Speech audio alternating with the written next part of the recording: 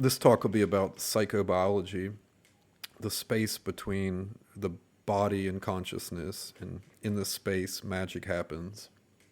Understanding this space, you can understand things in a totally different way, in a much more streamlined way. These are all theories. This is all highly emerging and theoretical, and I just want to give the disclaimer that it's going to be presented as fact, but I'm very much aware that these are theories and many of them don't have concrete, tangible, quantitative proof behind them. So, while I will state it as fact, I recognize that's incredibly triggering for some people, particularly people who are locked into a specific paradigm of thinking. And I just want to give the disclaimer that this is just for the sake of ease of communication. So, for sake of understanding this new kind of paradigm of thinking about consciousness in the body, the easiest way to understand it is through metaphor. So the metaphor is that the consciousness is like a computer, and it's linked to all other computers through, the internet, and this is the collective consciousness. And the computer's job is to basically just process the karmic thread, to re-experience constructs in karma, and in the process try to reassemble itself, try to become sleeker, try to ascend, try to reintegrate structures and constructs inside the computer. And really this is the ascension process. This is raising your vibration. This is healing. It's a process of reintegration. It's, in a way, a subtractive process, which is kind of counter to a lot of people's intuition that you have to add things to improve yourself. Really, you just have to take away everything that's not you. So what happens in this process of your consciousness, your computer, processing the karmic thread and reintegrating is that occasionally it'll run into situations where it has to adapt, where the need to adapt and the need to deal with the situation is greater than the need of staying whole and reintegrating. And then the opposite process happens. Instead of reintegration, structures are created. This is what we call trauma. Our consciousness runs into a situation which is so difficult for it conceptually that it needs additional structures to deal with that situation. It needs adaptive mechanisms to make sure that situation doesn't happen again and adapt to it. So this is equivalent to a computer kind of opening a program, opening a window of a browser. And, it's taxing because opening up a new program, it takes CPU power, it takes memory, it's noisy, it can interact with other programs. But this is what happens, and the program's job is to make sure this traumatic situation, this conceptual traumatic block it ran into, is dealt with and doesn't cause such a disruptive event again. The interesting thing is that even though the purpose of the program is to make you sensitive to these events and whatever you faced, which created this trauma construct, the program actually ends up magnetizing the same event over and over again in an attempt to get you to make peace with it, reintegrate it, and turn off the program. So it's a very counterintuitive system, but it's perfect in its balance. Now these programs, we have hundreds, if not thousands of them, and they come from this life. Your ancestors came on the computer and opened some programs. Your bloodline, your past lives opened some programs, and you have hundreds, if not thousands of programs running, and each one is taking a little bit of CPU and a little bit of memory, and they're playing music and it's noisy, and this is the kind of modern state of consciousness. We all have so much noise and so much constructs running over and over again and in parallel and interacting with each other, and this is kind of driving us through our day-to-day behavior. So a lot of people, they work on self-healing, they do healing modalities, they use plant medicine, they use psychology, self-reflection, and they catch themselves being triggered, and they catch their hang-ups, and they go through this process of de-identification. They basically identify when programs are running, and they say, hey, that's not me, that's separate from me, I don't identify with that. And this is kind of the normal, generalized healing process. We end up minimizing the tabs on a lot of these programs. They're not popping up in our face and playing music. But the point is that they're still there in the background, taking up CPU space and interacting with other programs. And the goal is actually to shut the program off, not just de-identify with it. Although de-identification is a critical step in self-healing and dealing with consciousness, one of the most important steps, it doesn't take you all the way there. You need to de-identify and then reintegrate. To understand reality, you have to understand how this kind of computer metaphor translates into your experience. So the best way to explain it is that your computer is hooked up to 15 different projectors, and each projector is projecting on top of each other, and each projector is projecting a different layer of your reality. Reality is a fractal hologram, so one program is represented across many, many different layers in the exact same kind of magnitude and same construct, but it looks different on each layer. So you can imagine the different layers of reality as what they call the astral plane, where you see symbolic, cartoonish representations of constructs and behaviors. Another layer is the perceptual plane, how you see things inside of your mind, how things appear to you. There's the physical layer of your body, your organs, and they're a perfect mirror of the consciousness layer. There's many, many different layers, and whatever programs you have running, they appear perfectly across every single layer. And when these programs are reintegrated, they disappear and every single layer instantly remodels, including the physical layer, and it happens quite quickly. So many people, when they want to change something in their life, they work really hard to kind of paint around the issue, to put band-aids on it, to address the issue from the physical realm, from the experiential realm.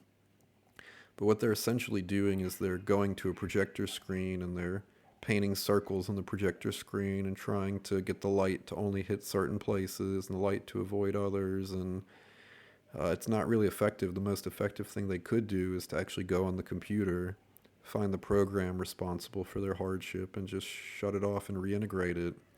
And that projector will change, and everything on the screen will be more coherent and to their liking. This is a really good metaphor for how we experience reality. Everything we experience is because of something inside of us, whether it's from this life or our karmic history, all of our hardships, everything difficult that happens to us is a challenge for our consciousness to digest and reintegrate in a way to kind of make it simpler and make it more streamlined. So when we talk about these psychobiological programs, psychobiological adaptive programs, these have actually been really well mapped out previously by Dr. Reich-Geerd Hammer, who developed a modality called German New Medicine.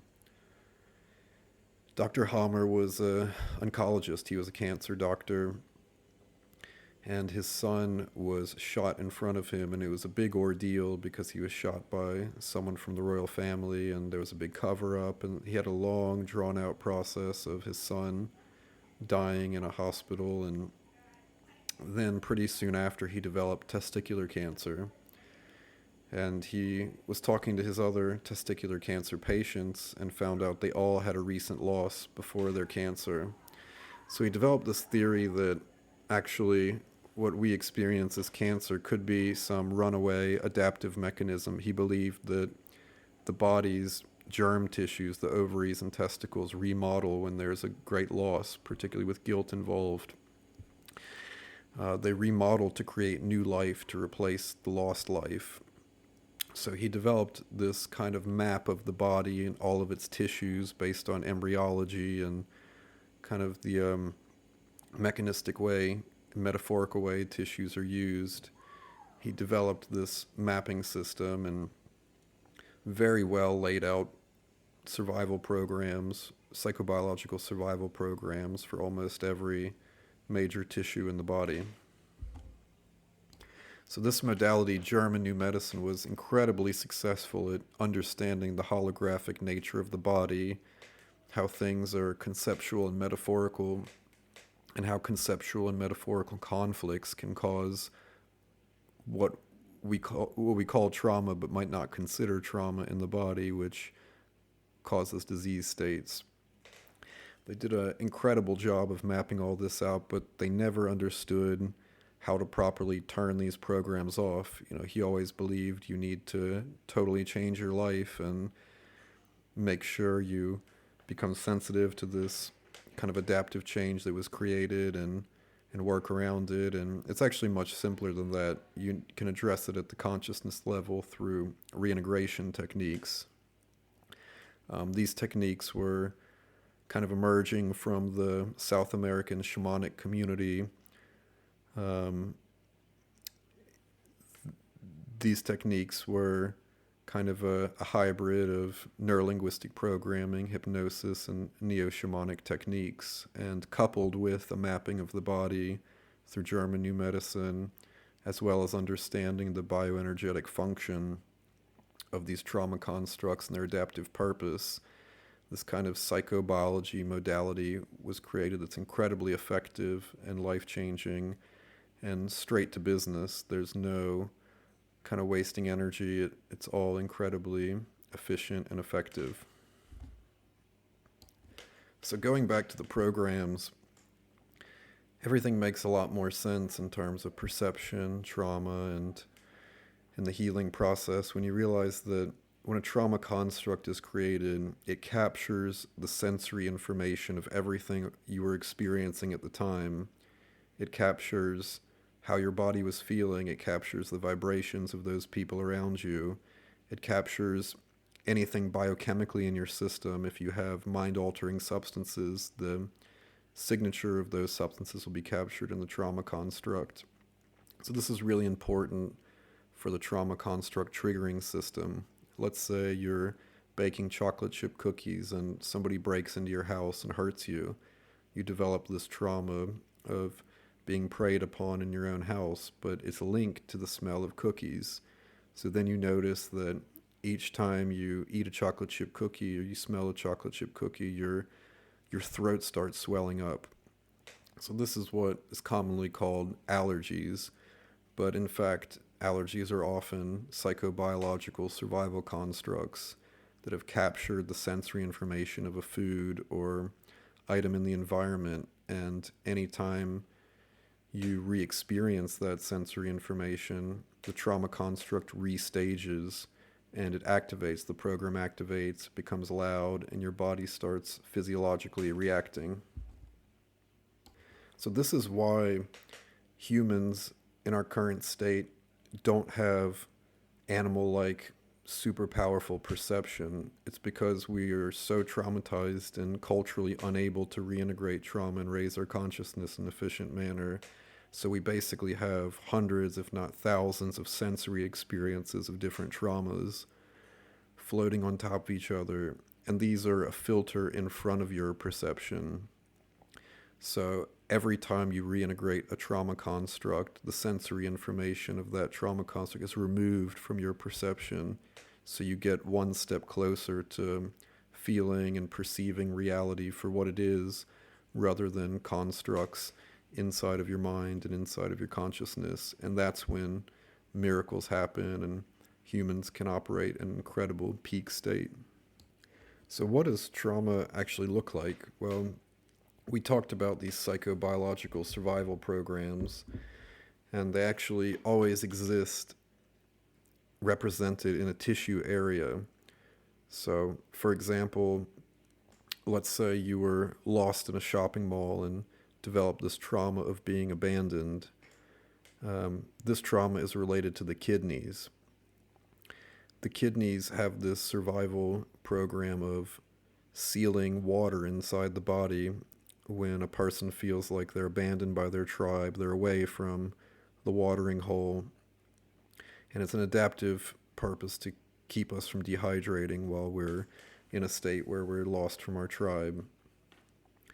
So consciously, this trauma will appear as reactive behavioral patterns. Anytime you feel like you're abandoned, you're going to re-experience the kind of pain of being stuck in that shopping mall. Anytime you smell cinnamon buns from that might be in the background of that experience, it'll restage that experience, and you may develop the same fear of abandonment, but your kidneys will also seal to retain water and biologically react to the process. At the same time, the most paradoxical process will happen that the vibration of this trauma construct in the kidneys will actually reattract situations where you relive the original trauma. So you'll notice that your friends are always leaving you in shopping malls, and whenever you're in kind of a public place, there's this tendency to get separated from your tribe. This is the restaging aspect of a trauma construct. The other aspect is the reactive behaviors, the personality structures, the mental field structures that are created that sit on top of this trauma construct. So the trauma construct, for all intents and purposes, biologically is sitting in the kidney, but it's essentially wired through bioenergetic wiring up through your body, up to your skull, and the kind of globe around your skull is the mental field. This is where kind of personalities live. This is where reptilian thinking lives, all your reactive behaviors. And so what happens is a mental field structure is created, and it's created based on what happened in the trauma construct's creation. Whatever evasive survival behavior you took on to adapt to getting stuck in that shopping mall, that's what will exist as a mental field structure. So for example, if you were abandoned in a shopping mall, you developed a kidney trauma, but your response was to go run up to different people you saw and asked, can you help me? This is what will be stored in your mental field structure. Anytime I'm abandoned, I ask those around me for help. This becomes a reactive, reflexive behavior that gets integrated into our personality. But this isn't us. This is just an adaptive mechanism that's driving our behavior, and these can be easily removed and reintegrated, even more easily than the core trauma. So many of us, unfortunately, are in kind of a sleeping state in terms of consciousness. We have so much mental field structure, so many reactive survival behaviors that we're essentially a ping pong ball that's bouncing between different mental field structures, different personality structures, and we're just going through a loop of trauma-based behavior, thinking that that's just our quirks and our personality. And that's not the case. These are things that can be dealt with. These are things that can be reintegrated, and it doesn't take a long, drawn-out process to do that. So now we'll talk about the next step, and that's identification and reintegration. More specifically, de-identification and reintegration. So we're not taught to tell the difference between our thoughts and trauma constructs, but you can train yourself to tell the difference, and it's the most powerful tool for self-development. So some kind of warning signs that the thoughts you're having are not thoughts, but in fact trauma-based constructs are: if your body physically reacts to a thought, if you think about a situation that happened to you, or you think about a person, or if just by thinking about something you get sick to your stomach, your heart starts racing, you get blushing, you get any type of physiological reaction, this isn't a memory. This is a trauma construct that you've triggered, and the program is restaging and interacting with your biochemistry. So no thought should give you an immediate reflexive emotional response. Another giveaway is if you have a thought or what you consider a memory, and you feel other people's negative emotional load in your memory. So let's say you have a memory where you disappointed your family, and every time you think about that memory, you just feel your family like glaring at you. You feel anger, hostility, etc. This is a trauma construct that's captured the emotional signature of your family members. This is not a memory, and this should be reintegrated and dealt with. Trauma constructs also appear differently in our consciousness. If you think about a mundane memory, it's very kind of straightforward to access. It's very smooth. You enter the memory often from kind of different viewpoints or different times in the memory, or in a different way, whereas trauma constructs are very jangly and shattered, and you always enter them in the same way. So if every time you think about disappointing your family, you always see the look on their faces when something happened, etc. This is a trauma construct. If you find yourself entering a memory the exact same way every time, that's a dead giveaway. It's a trauma construct. Another way to identify trauma constructs is just to see how your body reacts in certain situations. For example, if you find out that every time you go in your basement, you get a really bad headache, this is a good indicator that going into a basement is restaging the sensory experience of a trauma which is in your head. And this biological change of the trauma construct being reactivated is causing your headache. So if you have any kind of paradoxical behaviors of your body, just write down when they happen. If you get dizzy every time you get into a car, or anxious every time you enter a dark room, just, write these things down, and eventually you can kind of triangulate what memory this construct came from by finding out what triggers it. And this is really important because you can integrate any trauma construct instantly, but you have to know the memory it was created in, and you have to know its survival purpose, its adaptive purpose, how it's affecting your body, what tissue it's sitting in. And luckily we stand on the shoulders of giants, and we draw from the body of knowledge of German new medicine to make these connections. Another way to kind of identify trauma constructs is out in the physical world. If you look at what's being projected in your reality, this is kind of the strongest playground of trauma constructs. So, for example, we talked about kidney trauma earlier. If you have trauma around abandonment, existence, this core trauma of being, oftentimes it manifests as a hyperpolarity of abundance and existence in your life. So you may find that you always make tons of money really easily, but then you lose it really fast. And so you never quite find a center of abundance, and you're always on a hyperpolarity in between abundance and scarcity. So anytime you see a pattern like that, you can make a good bet that there's a kidney-based trauma construct active in your life.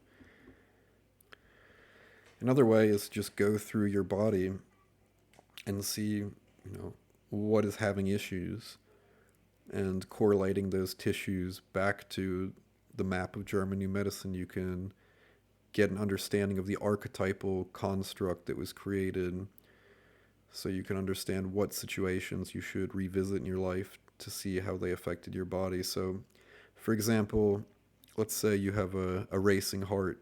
Very often this is due to a trauma construct of being emotionally overwhelmed. So you go back through your life and think about times you were emotionally overwhelmed, and you kind of meditate and you relive a number of those experiences. And if during one of those experiences of just thinking about this trauma, you start to feel your heart race, this indicates that you found the trigger, you found the core memory of the psychobiological construct. So this is really powerful. We use this technique a lot when working on integration for clients. you ask, when you think you found the memory that's created a trauma construct, you go back and re-experience the memory, and you feel into your body and see if your body's physiologically reacting. And if it is, it's a very good bet that this is the moment the trauma construct was created. And in knowing that, you can go through a process of reintegration. There's another technique similar to fishing, and this technique allows you to kind of clear a path in your life toward manifestation. If there's something you really want to manifest, the way to manifest it, it's a subtractive integration process. You clear everything out of the way, and then your intention will manifest. So, for example, if you have issues with money, if you really want to make a lot of money, be financially stable, what you might do is sit down and meditate and just go through the process of creating a lot of money, go through the process of building a company, doing this, that, hiring people, go through the whole show, buying a house, having your family around, and then pretty quickly, for the average person, a limiting belief, what we call a limiting belief, will pop in, and it'll say, oh, you're not organized enough to run a huge business and support your family. And this isn't actually a belief per se. This is a psychobiological construct popping up that's triggered on the concept of abundance. So basically, you try to think about manifesting abundance. The second a negative feeling pops in, lock into that feeling and try to observe it. Observe where you feel it in your body, and more importantly, observe where you felt it before. Try to find the memory this bad feeling was originally created in. It takes a bit of practice to work backward from a bad feeling to finding where the memory was created. It's something that can be developed, and it can be developed quite intensely, and it's an incredibly powerful tool. And the process is to kind of lock into this bad feeling and try to characterize it. The more you characterize it, the more you de-identify from it. So try to think if this bad feeling is like an anxious feeling, if it's a tearing feeling, if it's a pressure feeling. Try to feel like if it has the vibe of your mom or your dad or friend.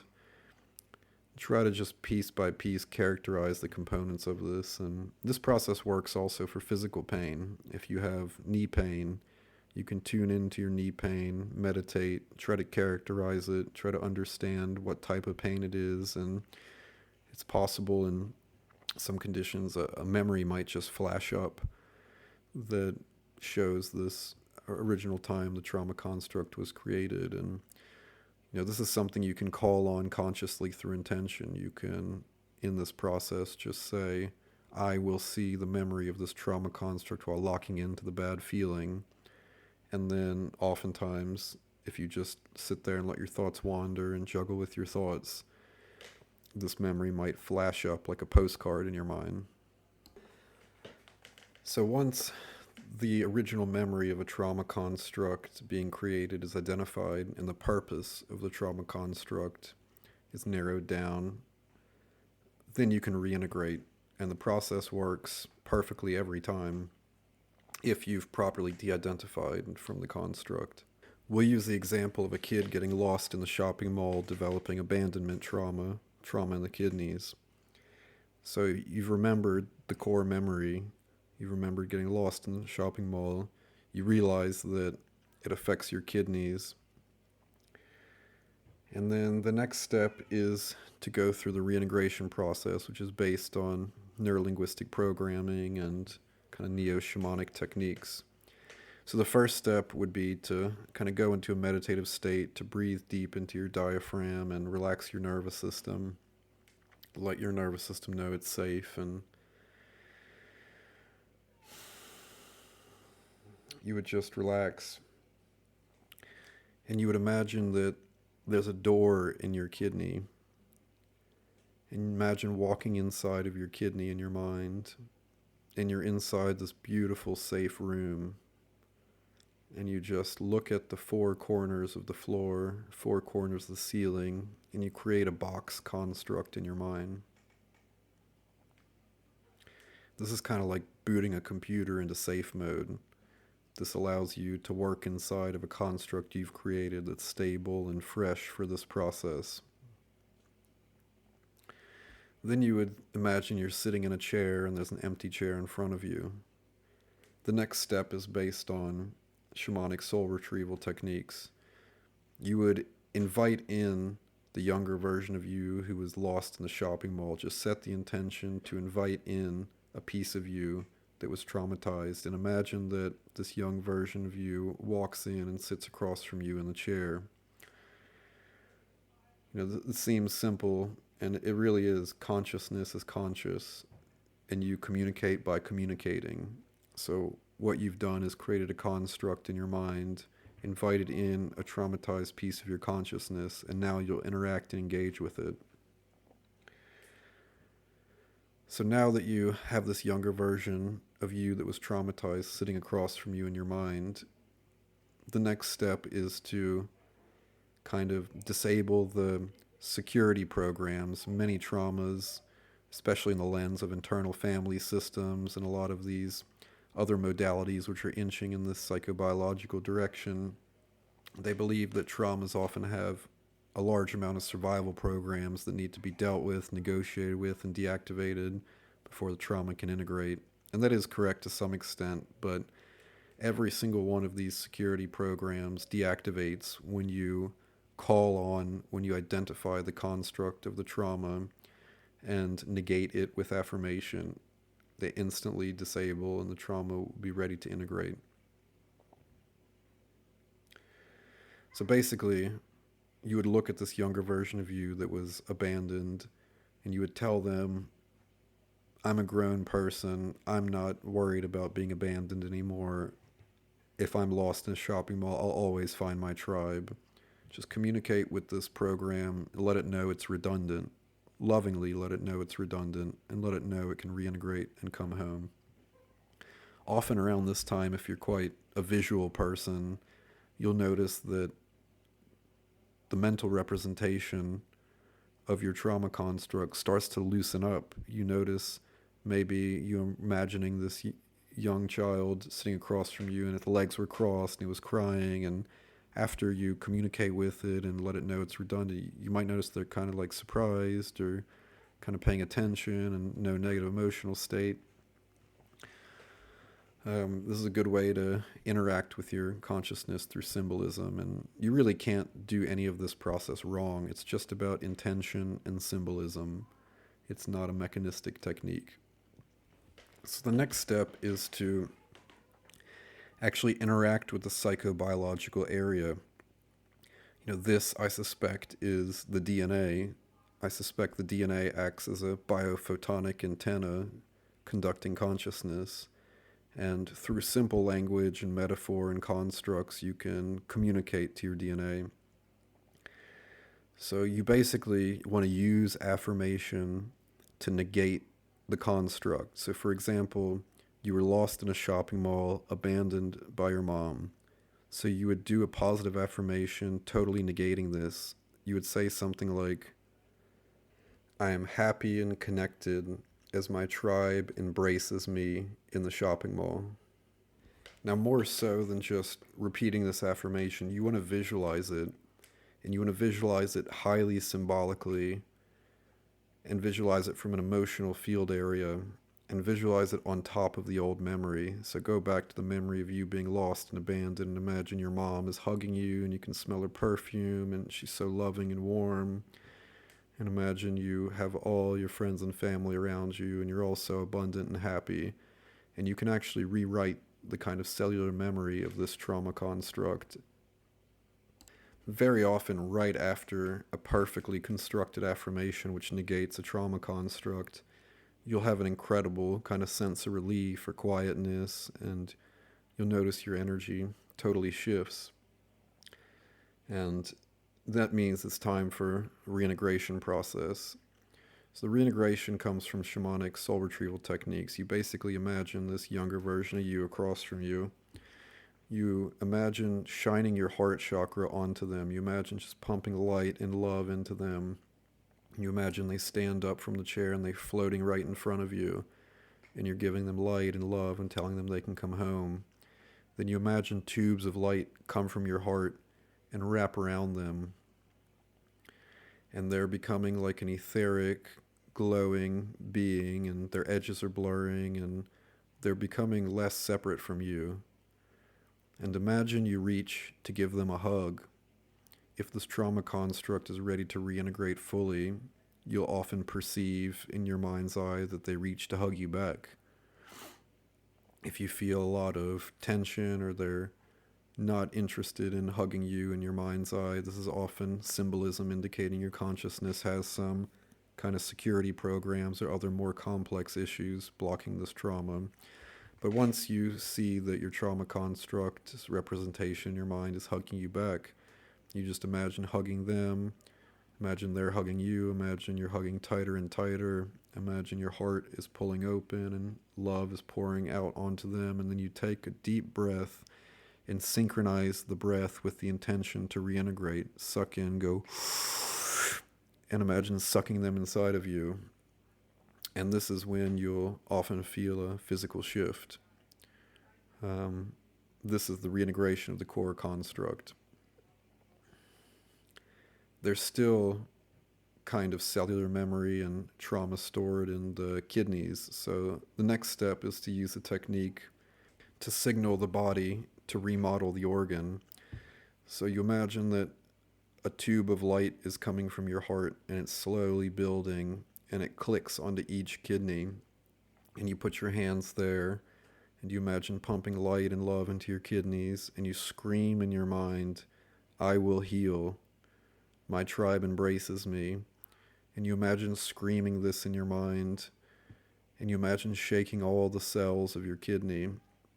And what you're doing here is you're basically using consciousness to push intention into your physicality and signify your body that this is ready to reintegrate.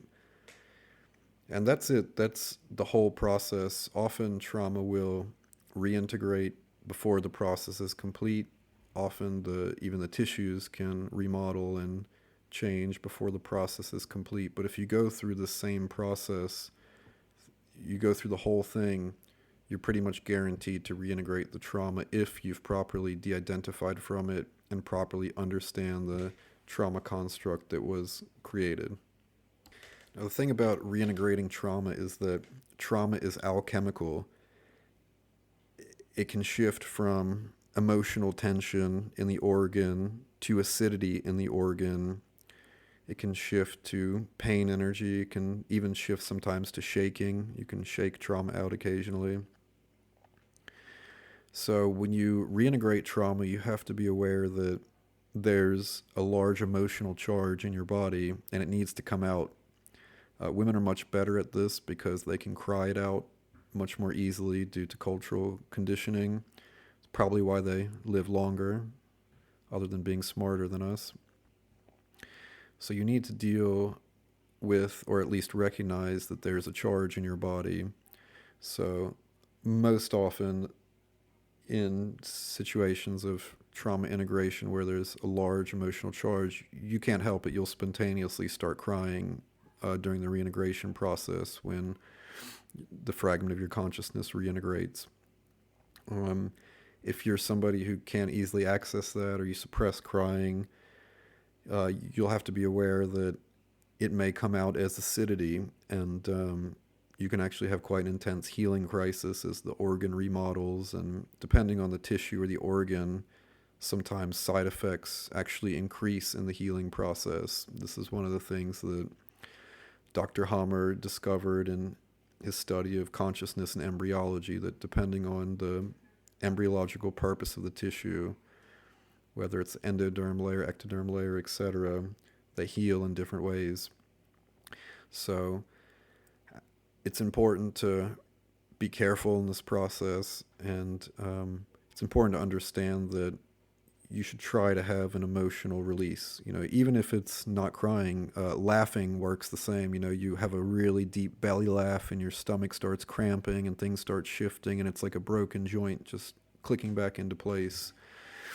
It can happen laughing, crying. Some people just get a real burst of frustration and start pounding on the table, and then all of a sudden look up and realize they're a totally different person.